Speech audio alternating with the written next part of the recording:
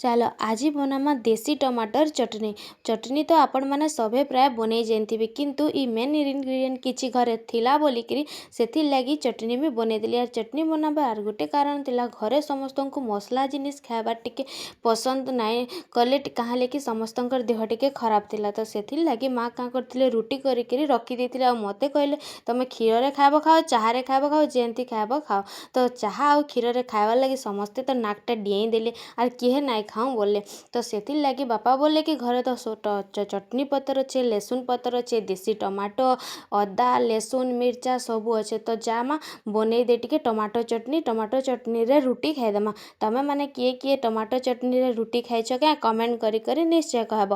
तो पहला का कली ना बारी आड़ू जाइकरी फ्रेश पूरा देसी चटनी पतर धरी आइली सेटा के धुई नेकी काटी नेली आर मुई जगेई छे उपरे किछि लेसुन पतर सेटा के भी धरी आइकरी एंता धुई देकरी भलसे काटी नहीं जीवे। जेन जिनिस नहीं थिबा स्किप कले भी चलबा। यहाँ देखिनी टमाटो टी सस्ता अच्छे और लेसुन पतर भी मिलूचे। तो यहाँ देखा सभे ई चटनी के बनेकरी देख इता के रुटीर संगे मुढ़ीर संगे खाइले बहुत ही बढ़िया लागसी।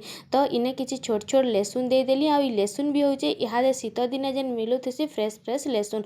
तो गुटे मुड़ा लेसुन दे साइला परे हाफ इंच जाकर अदा के भी इथने मुई दे देनी आर गुटे कच्चा मिर्चा देली। ई कच्चा मिर्चा भी किनी मुई मार्केट रु नाइ घिनी इटा के भी मुई बारियाड़ू तुलिकरी आनीचे। दिने केते बेले फुर्सत पाइले तुमको देखे देमी मोर गार्डनिंग पनीपरिबा उपरे आ बगीचा रे केते हिचे सबू आपण मानक सहित शेयर करमी। आर ई टमाटो भी होचे देसी टमाटो आमर घरे बारियाड़ी हेतिला उपरे भी किछि टमाटो हिचे मुई निहाती से वीडियोटा आपण मानक सहित शेयर करमी। तो चटनी पतर लेसुन पतर मिर्चा अदा ये सबू लेसुन दे सारा पर इहादे मी टमाटो के काटी नेली। देखि पारथबे टमाटर केनता शेप काटुचे आपण माने आपणकर हिसाब रे टमाटो शेप के काटी करी इथरे नै पारबे। देखि पारथबे मैं बड़ छोट बड़ मीडियम साइज करी करी चारटा टमाटर रो चटनी करछे।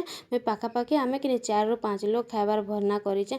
केते बेले केन शेप रे काटुचे जे से टमाटो माने मुई निजे भी नै जानी केते बेले गोल कर दोचे केते बेले 4 खुंटिया कर दोचे जेंता गले हेले का हबा एटा तो ग्राइंडर रे से चटनी ही हबा ना। तो सेति ले शेप जेंता कले भी चलबा। तो पहला 4 खंड करी काटी देली ताहेरु एंता टिके गोल गोल करी काटी नेली। देखुन एंता करी सबू काटी दे सारला परे इताके सबू इथरे नै देमा। तो निहाती घा सभे चटनी के बनाबे और चैनलटा रेगिनी जेन माने नुआ अछन जदि वीडियोटा भल लागला प्लीज लाइक शेयर और सब्सक्राइब करी नै जिवे। सबू टमाटो के इनो में काटी साइली न आउ गुटे लास्ट रे बची थिला तो सेटा के भी काटी नेनी।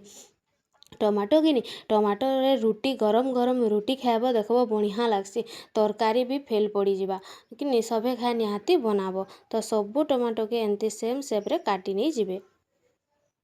देखो काटला सबू टमाटो मुई ने काटी साइली। टमाटो काँ करी पछे काटली कि देखुन टमाटो रु केनते पैन बाहरुचे यदि आघ टमाटो के काटी देती कि ताहले काँ हेतिता आर बाकी जेन चटनी पतर लेसुन अदा लेसुन पतर इटा माने सबू काटी नाइता स्लिप हे जाइतिता। तो सबू काटी साइला पर इन स्वाद अनुसार नून दे देबे।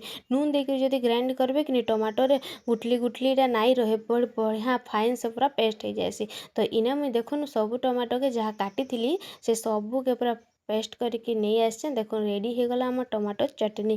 केनता लागला वीडियो रे निश्चय कमेंट करी कहबे। आ सबे गाय गाय टमाटो धनिया पत्र सीजन सरी जीवार आगु निहाती खाइटा के बने करी देखुन रेडी हो गला आम टमाटो चटनी। जाओ आमे गरमा गरम रोटी सहित टमाटो चटनी खाइमु। एंती एंती देखाले हेबा क्या तो मुई का कली ना गोटे फ्रेश धनिया पत्र आनिक तार उपरे मुई गार्निश करी नहीं जाइछे। देखुन केते सुंदर लागुचे और टेस्ट भी हेंता दिसुचे जेंता खाइबार लागी भी हेंता। वीडियोटा जदि भल लागला प्लीज लाइक करनेबे शेयर करनेबे सब्सक्राइब कर देबे। जेन माने चैनल रे नुआ अछन से माने सब्सक्राइब करी करी पाखे दिबा बेल आइकन के दबे देबे ताकि आके आहुरी बढ़िया बढ़िया इजी आसान आसान रेसिपी माने आपण मन को देखवा के मिलवा रहिली। जय जगन्नाथ थैंक फॉर वाचिंग। देखा हम आ गुटे वीडियो रे। जय जगन्नाथ राधे राधे।